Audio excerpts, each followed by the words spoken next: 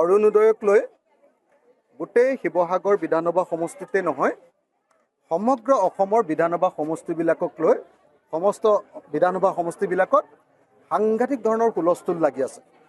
আমাৰ শিৱসাগৰ বিধানসভা সমষ্টিটো হৈছে তো সেইকাৰণে আজি মই নিজে আমাৰ শিৱসাগৰ ব্লকলৈ আহি আমাৰ সন্মানীয় বিডিঅ' বাইদেউৰ লগত কথা পাতি যিমানবিলাক সমস্যা কৈছিলে সেই সমস্যাবিলাক সমাধান কৰি দিলোঁ। আমাৰ সমস্যাটো হৈছিলে যে PS লেভেল কমিটিৰ যিবিলাক লিষ্ট আহিছিলে সেই লিষ্টৰ মতে ঘৰ পোৱা নাই বুলি এটা হুলস্থুল লাগিছিলে, কিন্তু অফিচত যেতিয়া আমি চেক কৰিলোঁ দেখা গ'ল যে নহয় PS লেভেল কমিটিৰ লিষ্টখনেই ইয়াত ফাইনেল হৈ আছে, ঠিকেই আছে। মানে যিবিলাকে PS লেভেল কমিটি তলৰ পৰা ৱাৰ্ডৰ পৰা নিৰ্বাচিত কৰি দিছে তেওঁলোকৰ ঘৰবিলাকে তেওঁলোকৰ বেনিফিচাৰীবিলাকে অৰুণোদয়ৰ কাৰণে নিৰ্বাচিত হৈ আছে, কিন্তু মানুহৰ মাজত ভুল বাৰ্তা গৈছিলে যে তেওঁলোকৰ নামটো কাটি দিয়া হৈছে। দ্বিতীয়তে এটা ডাঙৰ ভুল বাৰ্তা গৈছিলে যে কিছুমান মানুহকে সেই বেনিফিচাৰীবিলাকৰ ভিতৰত যিবিলাক চিলেক্ট হৈছে কিছুমান মানুহকে কেৱল ফৰ্মখন অৰুণোদয় ফৰ্মখন দিয়া হৈছে, বাকীবিলাকক দিয়া হোৱা নাই। আৰু কৈছিলে যে নহয় শাসক দলেহে কেৱল ফৰ্মখন বিলাইছে।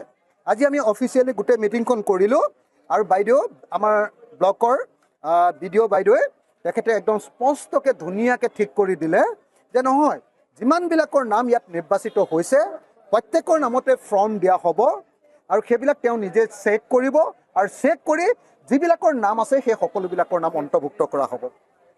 তৃতীয় কমপ্লেইনটো আহিছিলে যে বিধৱা মহিলাৰ নাম কাট খাই গৈছে। চতুৰ্থ কমপ্লেইনটো আহিছিলে যে ফিজিকেলি হেণ্ডিকেপ বা ফিজিকেলি চেলেঞ্জ মানুহৰ নাম কাট খাই গৈছিলে। মই বিধায়ক হিচাপে সকলোকে কথা দি পঠিয়াইছোঁ যে আমাৰ হাতত এটা কোটা আছে ফিজিকেলি চেলেঞ্জ আৰু বিধৱা মহিলাসকলৰ কাৰণে, যদি কাৰোবাৰ নাম থাকি গৈছে সেইবিলাকৰ নাম আমি অন্তৰ্ভুক্ত কৰি দিম। এইটো গ'ল। তাৰপাছত লাষ্টত থাকিলে যে কিছুমান পুৰণা মানুহে পাই আছিলে, আগতে অৰুণোদয় পাই আছিলে কিন্তু কাটি দিছে। তো আমি PS লেভেল কমিটিৰ পৰা যিখিনি আহিছে এতিয়া সেইখিনিয়ে দিব পাৰিম। বাকী আটাইবিলাক মানুহ মই আচলতে আপোনালোকে নিশ্চয় জানে যে অসম বিধানসভাত মই বাৰম্বাৰ কৈছিলোঁ যে অকল 37,000 নহয়, অসমত যিমান মহিলা আছে ৰেচন কাৰ্ড আছে সকলোৰে কাৰণে আচলতে অৰুণোদয় দি দিব লাগে। অকল 37 লাখ অৰুণোদয় দিবলৈ সিদ্ধান্ত লোৱাৰ কাৰণে 37 লাখ অৰুণোদয় দিবলৈ সিদ্ধান্ত লোৱাৰ কাৰণে বহুত মহিলাৰ নাম থাকি গৈছে।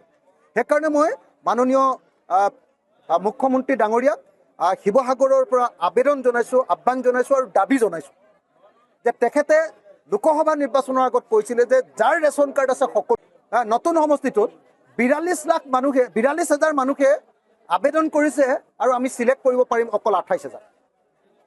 গতিকে কি হ'ব 12,000 14,000 মহিলা আমাৰ থাকি যাব। সেই 14,000 মহিলাৰ কাৰণে মই মুখ্যমন্ত্ৰীক অলপ আগতে ফোন কৰিছিলোঁ, তেওঁ মিটিঙত আছে, তেওঁ অলপ পিছত মোলৈ ফোন কৰিব। মই 14,000 মহিলাৰ কাৰণে নতুন এলটমেণ্ট এটা তেখেতক দিবলৈ কৈছোঁ, নহ'লে মানে এইটো অসন্তুষ্টি চবৰ মাজত থাকিব।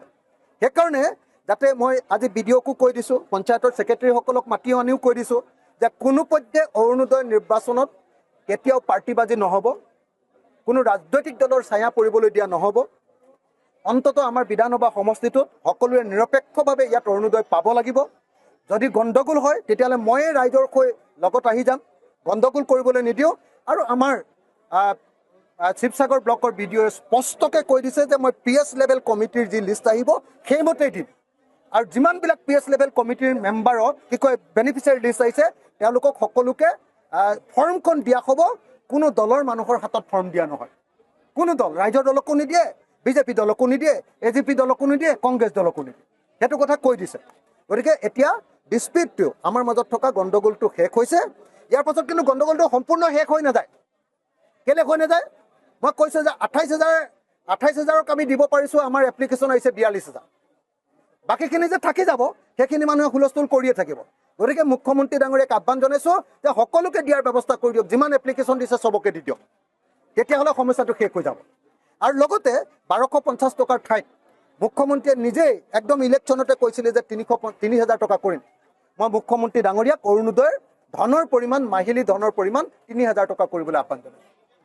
কথাখিনি অৰুণোদয় সম্পৰ্কীয় কথাখিনি শেষ। 2 নম্বৰ যিটো কথা উত্থাপন হৈছিলে ৰাইজৰ মাজৰ পৰা সেইটো হ'ল যে ঘৰবিলাকৰ জিঅ' টেগিং কৰি আছে PMAY বা CMAY দিবৰ কাৰণে। PMAY prime minister Awas Yojana আৰু CMAY chief minister Awas Yojana দিবৰ কাৰণে যি জিঅ' টেগিং হৈ আছে, কৈছিলে যে বিজেপি দলৰ সদস্যবিলাকে গৈ গৈ জিঅ' টেগিং কৰি আছে জীৱিকা সখীক লৈ। সেইটো এতিয়া বাইদেৱে সকলোৰে সন্মুখত নিশ্চিত কৰি দিলে, এঘৰো মানুহ বাদ নপৰে। দৰকাৰ হ'লে জীৱিকা সখীৰ অথৰিটিলৈ তেখেতে চিঠি লিখি দিব, আৰু নহ'লে তাৰ পৰৱৰ্তী সময়ত আমাৰ ব্লকৰ পৰা আকৌ জিঅ' টেগিং কৰি সকলোৰে ঘৰ জিঅ' টেগিং কৰি যি উপযুক্ত বেনিফিচাৰী সকলোৰে নাম PMAY বা CMAY তালিকাৰ ভিতৰত অন্তৰ্ভুক্ত কৰা হ'ব। মই শিৱসাগৰ সমষ্টিৰ মানুহক নিৰপেক্ষভাৱে সকলোবিলাক কাম কৰি দিম বুলি বিধায়ক হিচাপে আপোনালোকক প্ৰতিশ্ৰুতি দিছোঁ। যিকোনো খবৰৰ বাবে যোগাযোগ কৰক 7099017330 লগতে 7099017110 নম্বৰত।